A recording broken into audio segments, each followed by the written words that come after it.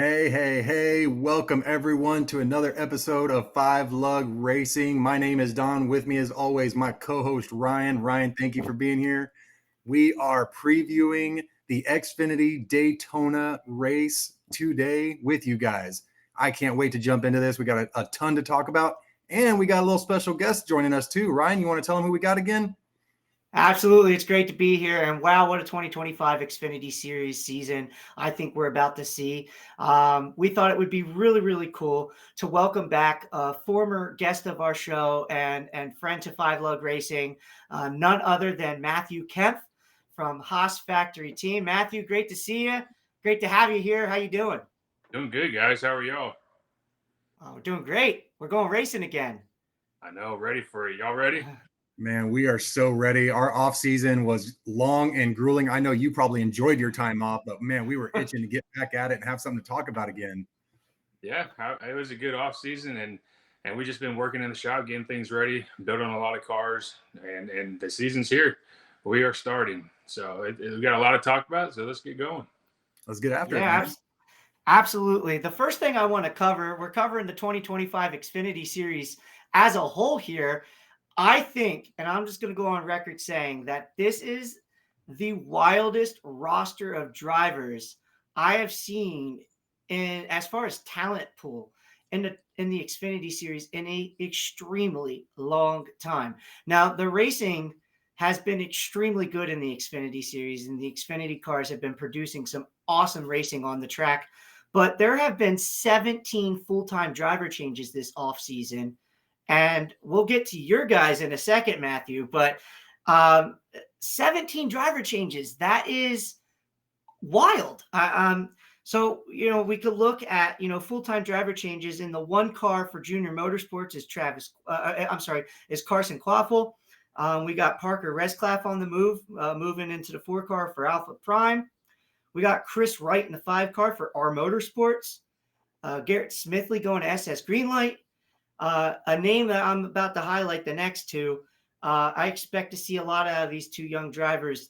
Christian Eckes going to College Racing and William Sawalich at Joe Gibbs Racing full-time this year. Goodness. So, Christian Eckes is a name that has absolutely lit it up in the Craftsman Truck Series. Sawalich got some truck races under his belt. Super young driver, but absolutely dominated in the ARCA stuff when he was in it. And he's in great equipment at Joe Gibbs Racing. So I definitely expect to see big things from them. And speaking of Joe Gibbs Racing, returning after 2 years away from Joe Gibbs Racing is Brandon Jones. He'll be piloting the 20 car. You got a driver moving from the Cup Series, found himself a full-time ride at AM Racing with Harrison Burton. That's a big name moving into the Xfinity Series. Blaine Perkins running full-time for Jordan Anderson. We got Anthony Alfredo and Young's Motorsports running full-time. Another name moving up from the Truck Series, a young budding star, in my opinion, going to Big Machine, filling in the void that was left behind, is going to be Nick Sanchez. We know that their driver from last year retired full-time. So, Nick Sanchez moving up from the Truck Series, another budding star. And I will say this for Big Machine, and you guys can concur or not, but for a small operation, that team has really been showing a lot of promise. And I believe that Nick Sanchez is the guy that could possibly get them in victory lane this year. Just a name that I really can see a lot out of because he's got the talent. I don't know what you guys think about that. With Nick, it's really interesting because he showed so much talent and speed in the Truck Series. Along with, I think he had 1 or 2 wins, if I remember correctly, and just an incredible talent all around. He races very raw. He races very passionately. So I think that's going to play a big factor into his Xfinity starts. And look for him to be ruffling some feathers early in the season for sure. Yeah, I got a couple buddies over there at Big Machine, and just some of the talk is that they are excited to have Nick over there. It brings a different kind of energy. Hey, we got a young guy that's eager and itching and ready to go, and I think everything's ready and looking real positive for the guys over there at Big Machine. Yeah, I would agree. There's nothing but good things probably coming into this season with a young budding star like we've all just said there. We spoke of Joe Gibbs Racing and some changes that they've got going on in the Xfinity program. They're also going to have Taylor Gray behind the wheel of the 54 car this year. So all their seats, and I'm going to note, they also brought a guy out of retirement to crew chief that car, and Jason Ratcliffe, who is a championship winning crew chief. So, Taylor's got a guy on top of the pit box that knows how to get it done. I expect to see big things from him as well this year. Huge opportunity for Taylor. And we know those Joe Gibbs cars are always strong. So, not something you probably want to see and hear, Matt, coming from the Ford Camp and HAAS Factory Team, but that's going to be some steep competition with those three drivers in their full-time ride, let alone the Cup drivers they may put in as a part-time, opportunities in their fourth ride. I know Cup driver Chase Briscoe is slated to run. You're probably going to see Christopher Bell in a select handful of races, as well as Ty Gibbs. So, those Cup guys are going to come over too, and also ruffle some feathers. Moving on from them, we have a new team in the Xfinity Series this year. Daytona 500 winner Derek Cope is running an operation with Leland Honeyman. That's going to be running Derek Cope Family Racing number 70 car. And then we're going to have Ryan Ellis running a DGM car, and another big name. Now, a guy that we saw win his first start in the Xfinity Series last year. I was at that race at Watkins Glen. It's going to be in the 88 car for Junior Motorsports is Connor Zilich.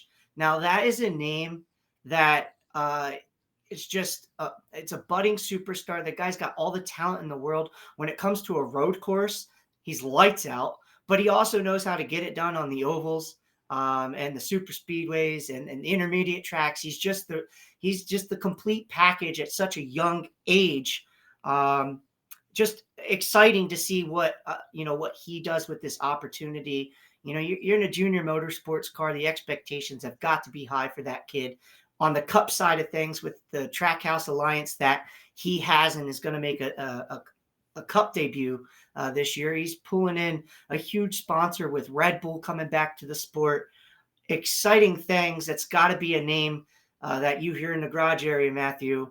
That's got just so much promise behind it, and a force to be reckoned with. Yeah, I mean, talk about someone coming in and taking it over, right? Just when you start seeing what he can do, and then that Watkins Glen race is like, all right, well, there is something there, and he's about to be a superstar, right? Everyone knows who he is, the things that he's done, and is going to continue to do in this sport, and just an unbelievable field that we already have in this year. I mean, not to take anything, but those Gibbs guys over there too.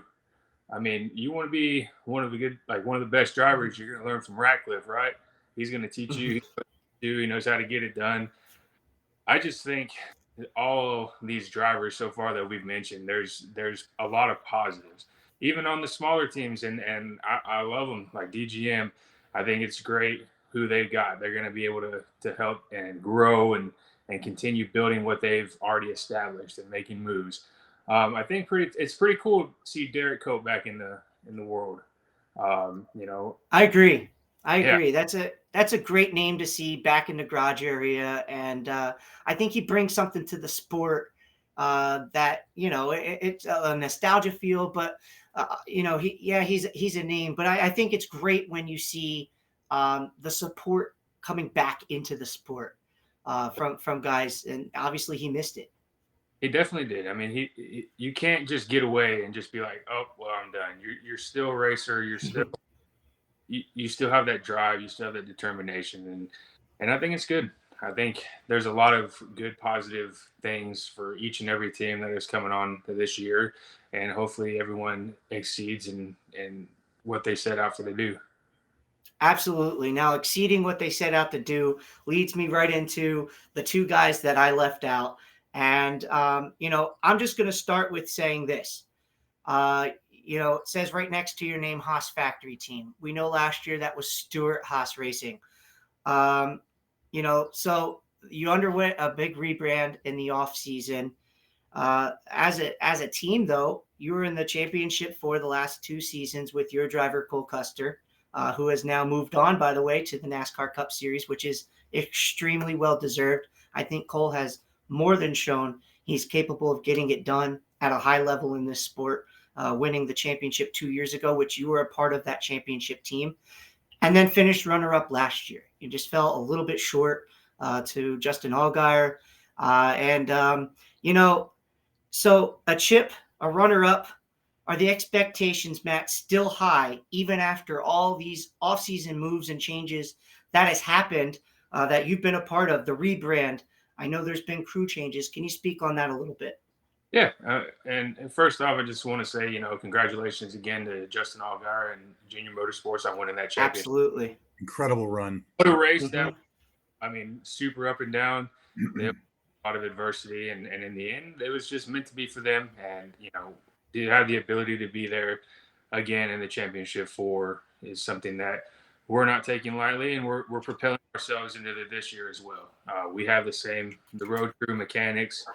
We're all the same as far as that goes, and we have the same drive and determination. And it's funny, today even we had our 00 kickoff lunch, and so our crew chief took us out to the pit crew and the mechanics out to eat today, and just everyone's getting along. We're all learning each other, right? The pit crew's learning who the road crew is. We've all been around each other, but now we're all working together. And it's just still the same determination, man. We're going to get back, and let's be honest, like, let's go and out there and get Creed his first win in Xfinity. That's what Yeah. everyone's mentality is. That's where we're all heading for. And I think once that happens, the gateways for him is going to open up, and we'll start seeing more and more determination out of him each and every time, and look for us to be as good as we were last year on pit road. I'm really glad he brought up Sheldon because, what an amazing young man. And he never gives up. He has found every single possible way to not win a NASCAR Xfinity race. I think 2025 is the year. And of course, with a tremendous crew behind him, like yourself and all your teammates, Matt, that he finds victory lane and you guys are going to help him lift his first trophy. I think that's going to be incredibly special. Yeah, I mean, he's a good dude. He's really determined, and he's been after it in the off season, and he's just ready to go and see what we can come up with and see what we can do as a team and an organization.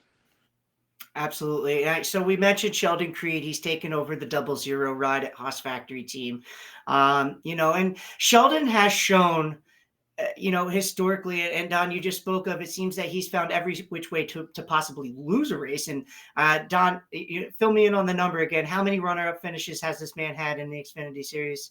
It's a number that I don't know will get beat again because I've never seen anybody go 12 races with a second place finish in the Xfinity Series without a win like that. Usually the gate, like Matt was saying, the gate will open at 5, 6, second place finishes, and then finally get that win, and then just all pours on after that.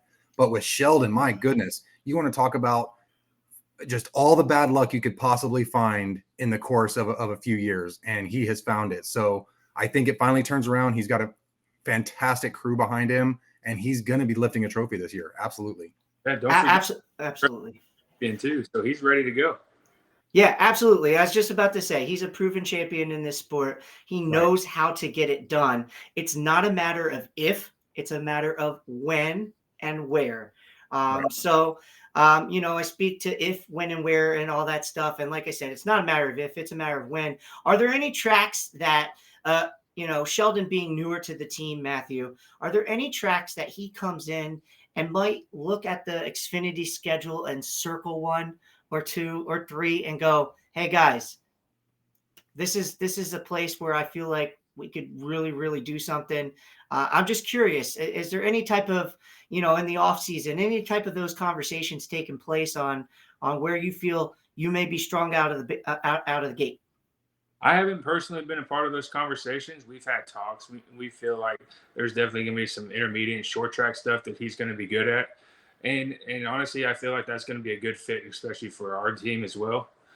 And, we have definitely excelled at some of the tracks that And intermediate wise, we're always up there in the top 5. We've lead laps, and we're there. We're always there hunting. Short tracks, we definitely have a good short track game, and I think combining those two is going to be real positive moving forward. I'm really curious on teams, the pit crew adjusting on a driver. Is it a big change, or is it all the drivers pretty, within the same realm of getting the job done and not being a big of a swing on you guys?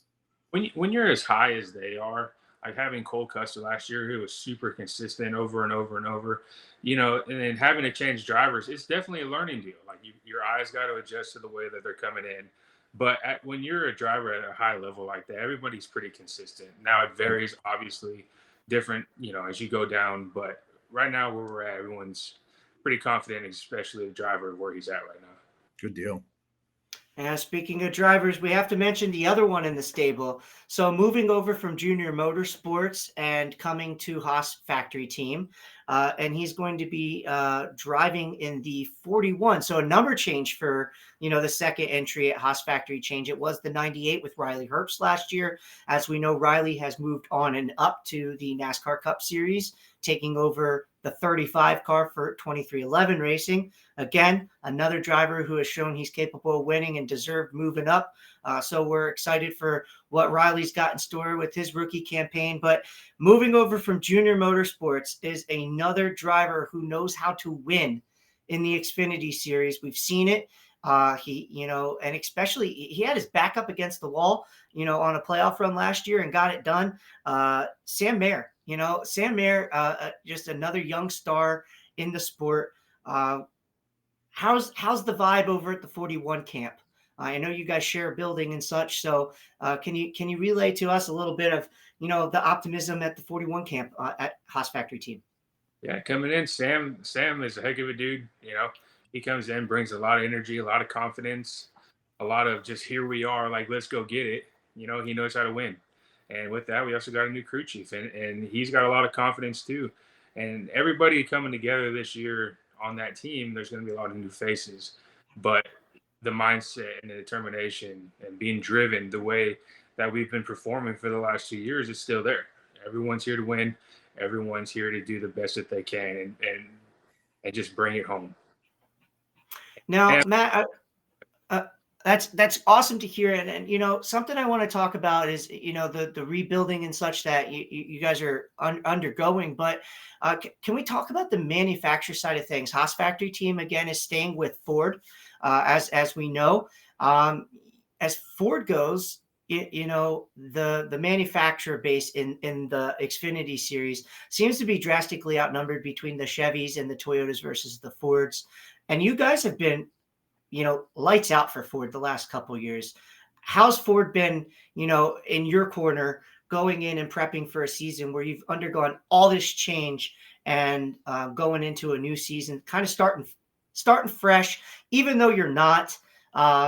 What's Ford got to say, and how do they weigh in on something like this?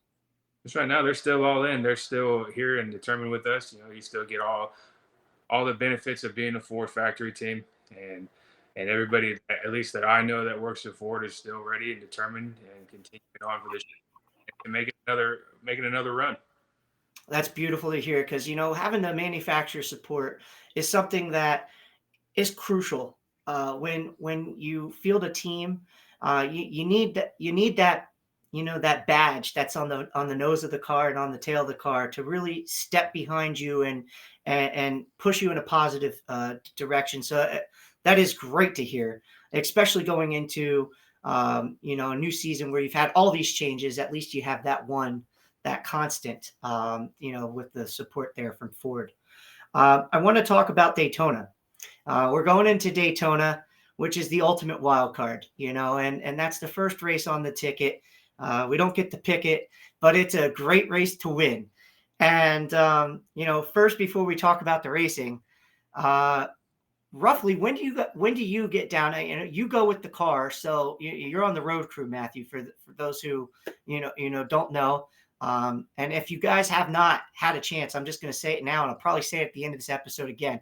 If you guys watching have not seen Matthew Kempf's first time ever on the show with us last year, when we were under our former moniker of Side Draft Media. Please go check that out. I mean, just an incredible story. He shares on the detail of winning that championship, the raw emotion. But here we are now going into 2025. We fast forward. Let's talk about you and going to Florida. You're going with the car. Is there anything down at Daytona that you look forward to away from the racing, like, favorite eatery or, hangout spot? How much time do you get away from the track even? Yeah, I mean, we're heading down there we're leaving on Wednesday because we got stuff going on Thursday, and we got a bunch of stuff. I'm sorry, we leave on Thursday because we got a bunch of stuff to practice. I was thinking about the duels, but yeah, we'll be down there. Cool place down there is Oyster Pub. I like oysters and I like the environment. You get a bunch of people down in the industry that are over there hanging out, and just being down there, you're like, hey, like, hopefully we get a break from the cold that we were having here in North Carolina. And but it's just a cool environment down there. Everyone's down there hyped, ready for the year to start. And obviously it's Daytona and it's the biggest race of the year. And so everything's a little bit different. Everything's a little more awake. People are just excited that we're there. I would love to know a little bit about the energy as far as a crew member, because, a lot of times you guys are so laser focused and so just honed in on what you're working on. Is there a moment in the weekend that you just kind of stop and look around and take a deep breath and you're like, man, we are actually at Daytona again? I know you get used to it, but is there a moment like in the weekend where you just stop for a second and just kind of take it in again? There's a couple of cool things that happened. Like last year when being Xfinity and being a part of that really last year and not doing so much of, you'll be out there for the Grand Tech and the planes will be doing their flyover, getting prepared for the 500. So I mean, they'll come in low, and they're just screaming across. That's Now awesome. there's a mechanic and a pit crew member. Daytona 500. When you get out there and you start seeing the grandstands fill up, that you walk in that morning and it's just a whole different energy. You go out there, the grandstands are filling up, the pre-race concerts going on, the amount of people there just is unbelievable. And I think it's been sold out the last several years, right? Right. And you see that and that energy, and then you have the flyover that starts the 500. Unbelievable. It still sends chills every single time that I've been a part of it. And it's just something that I don't think anybody really for the 500 takes for granted. I think everyone's like, we're here and we're doing it. Yeah, man, I still get chills about that. I love it, man. I love it. Yeah. Even out there, you do the pre-race ceremonies. Drivers come down pit road, check their speed, and at that point in time, when they're coming at you at 55 miles an hour, you're like, all right, it is go time. Let's go. Buckle up, man. It's Daytona. Yeah. Now I want to talk about, the off-season rules changes that we saw. One of note that, applies to you is that the green sticker that, I don't know, American ethanol or whatever it used to say around the fuel head is no longer required. I understand that some teams have left it off and others have opted to replace it. Where are you at with that, Matthew? And can you talk on that a little bit? And how does that affect you in what you're doing? Because I mean, you might have used that as a target before. Can you speak on that a little bit? Right. Yeah. So it's a whole new change. American ethanol is not going to be on the car anymore. So that green circle, the green decal that's around there that tells my eyes, hey, this is what we're aiming at, isn't there. So there are certain things that have changed. We've changed our background from green and it's going to be black. And we're working on having another bright decal wrapped around it so that our eyes, myself and the fuel man on the 41, can continue to be where we need to be and focused. And as the car's coming down, we can pick it out. It is going to be different. Look to those guys who aren't going to be having that for them, but I imagine most will. But yeah, it's something different. It's something kind of old where you didn't have that before back in the day, right? But we got so used to it for over 10 years, it just was a part of everything. But, again, changing the eyes, looking for a new target. That's something that's been, just done it so many times. Body repetition, and it's just here we go. Oh, where's it at? We're gonna forget. Oh, it's just different going into a new year. We'll get it all played out. Go to Daytona, figure it out, and move on. It's one of those adapt and overcomes. You ain't got a choice, so just get used to it and do your best with it. Exactly all you can do. Right. Now, that is, it's really funny that, we talk about something that was never there, then it was, and now you got used to it, and now you're trying to put it back in some way, shape, or form, because, I could see that. I mean, like you said, 55 miles per hour down a pit road or whatever pit road speed is, but that's a moving target for you, let alone you're carrying a heavy fuel can and jumping over a wall, have to have something to aim at. So it makes sense that you would want something there to lock your eyes on and lock in. So I don't blame you for putting something back there if that's what you were used to. If it's not broke, don't fix it. Speaking of rule changes, one that came out this past week is, and it plays into your series sponsor is the Xfinity Fastest Lap. We're going to see that in the NASCAR Cup Series, the Xfinity Series, and the Truck Series this year for all points paying events. Non exhibition races don't count, but the fastest lap, you get an extra bonus point for going fast. That's what racing is, right? You're getting paid to go fast, basically. What type of extra incentive or focus goes on to that now? Because I know there's a lot of moving parts and pieces that go into a race week and race weekend. And when it comes down to it, points matter, right? I mean, let's be honest. You've seen drivers miss the playoffs by just a narrow margin sometimes. What does that change for a team going into having to, especially just a week or so out from starting racing? What does that maybe change going into your race weekend? Is it just something that goes, if we get it, great. If we don't, oh well. Right, exactly. That's pretty much all it is. Everybody's weekend going into a race weekend is pretty much, hey, we need to finish the best we can. Everybody obviously wants to win. There can only be one winner. But at the end of the day, where you finish, where your stage points are at, those all add up. If you add that little fastest lap of the race, that's another bonus point. And we've seen playoffs come down and the cutoff races come down to a few points. So that's going to be a big deal coming in, and it's something that's different. Back in the day, they used to have, if you have the most laps led, you get an extra bonus point for that. So it's kind of bringing Right. that. So, hey, use it. If you can get it, kudos to you.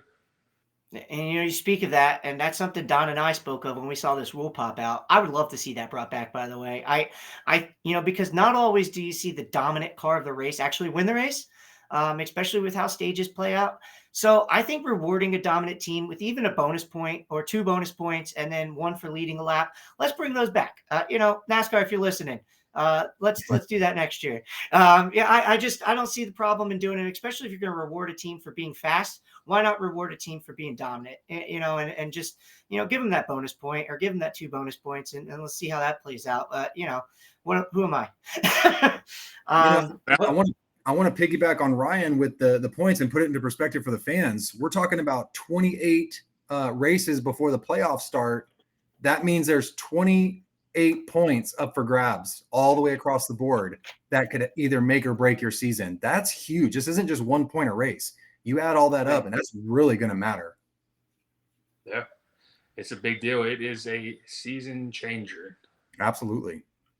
It is. And, I don't think people are going to really realize how much it matters until we get closer to those playoff races and the cut lines and all that stuff that, the drama that plays out later in the season, toward, mid to late summer when we're scratching our heads going, who's in, who's not. And, but you're absolutely right. It is a season changer and one that's kind of out of your control too.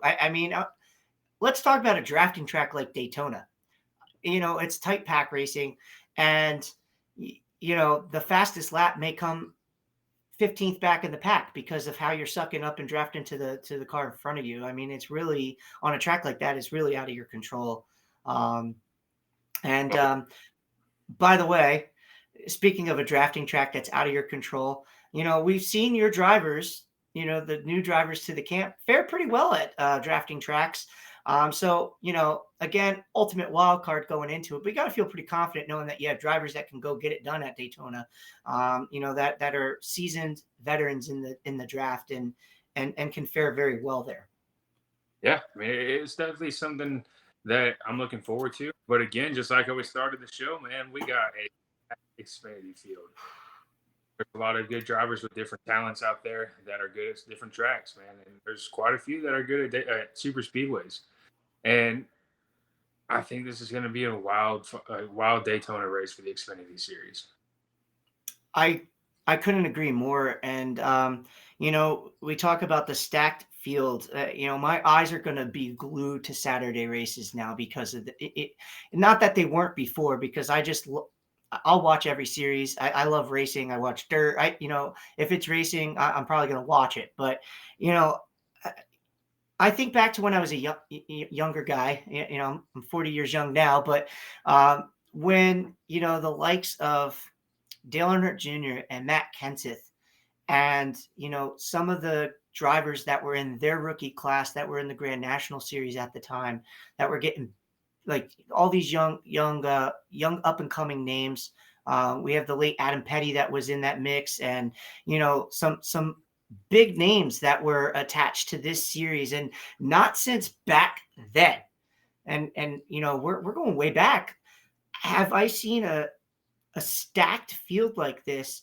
And I think of the Young Guns promotion that they used to do back in the day, and I think that was more so based in the Cup Series. But man, somebody might want to get on that and bring that back, because the young talent in this pool is just insane.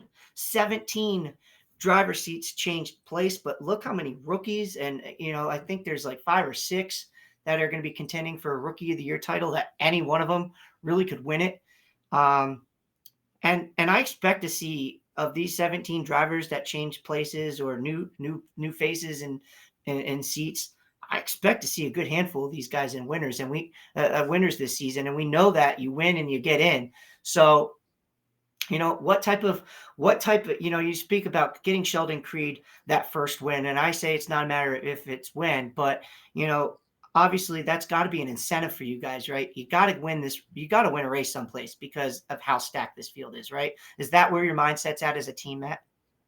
Yeah, we're here to win. Having the chance to be able to get Creed his first win is going to be awesome in itself. But like we're talking about, it's a stacked field, and it's going to be. I feel like there's going to be a lot of different winners. So being able to get our win, lock ourselves in, might not. It just depends on how everything plays out. Well, we just have to do everything that we can and execute in the shop, on pit road, and in race strategy. And if that's what we can do, and everything's crossed the T's and dotted our I's, and we're going to be good. And you cut out just a smidge with when you said might not. Did you say be enough? Because if you did, that's wild. And I can almost agree with that statement, though, because of how many winners you may have this year. That's what I'm saying. We might have a ton of different winners, and that'd be great for the sponsors, great for the series, great for everything and TV, and great for the fans. You're changing it up. For us, it's going to be different. It's going to be super difficult, right? But that's the racing that we have in the Xfinity Series, and if you're not excited about that, then I don't know what. This is where I'm so bummed, because y'all took my bold take I was going to add to this episode, and that was going to be that there's going to be more winners than playoff spots available for the Xfinity Series. And y'all both nailed it right on the head. I absolutely agree. I think that there's going to be a situation where maybe 2 or 3 guys with a win in the Xfinity Series will not make the playoffs, and that's pretty insane. I mean, just think about the teams that are going to be there. You're going to have Gibbs, you're going to have RCR up there. Hopefully, you have us up there.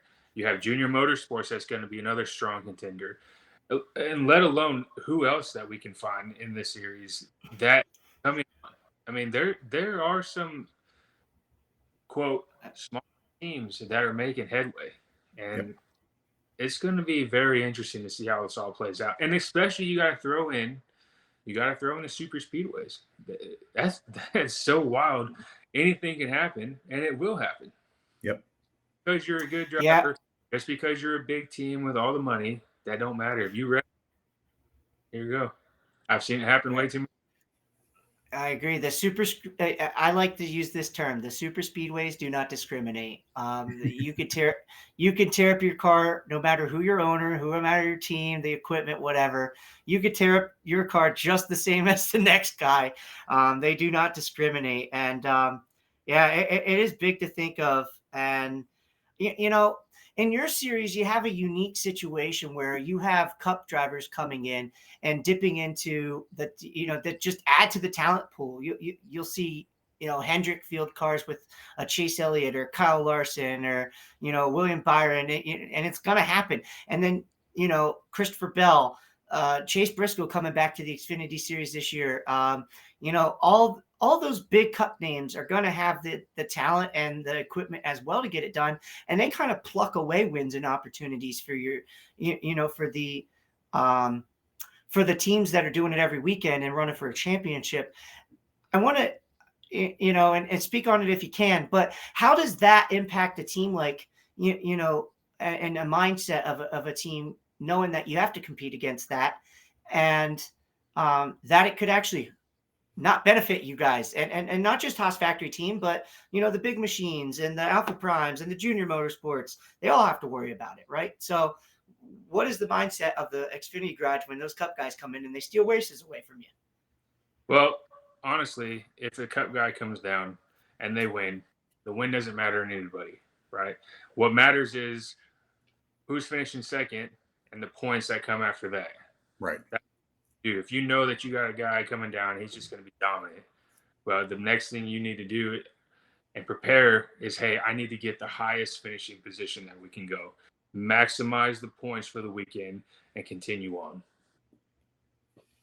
Right. I like it. I like the approach. Now, I know we're getting closer on time. And Matt, I can't thank you enough for coming on here and sharing your insight, and your opinions on it. And we're excited for you and your opportunities again going forward at HAAS Factory Team this year. And of course, you're always welcome back. But yeah, I can't thank you enough for being here tonight, Matt, and taking time away from your evening and your wife. I appreciate it. Hey, man, appreciate it all. I'm glad to be back and talking with y'all. Yeah, man. And you know what? When you guys get that first win, I can't wait to, we'll be cheering in your corner. But when you do get that first win, I hope that we can have you back on so we can chat about it and relive those moments. That's what I'm looking forward to this year. Hey, let's do it. All for it. Awesome. One more thing before we let you guys go. I did want to give the time for the Xfinity Daytona race. If I remember correctly, we're looking at the United Rentals 300. That's going to be Saturday, February 15th at 5 p.m. Eastern. That's when the race is going to start. So your countdown to greens and all that stuff will be about 2 hours before that.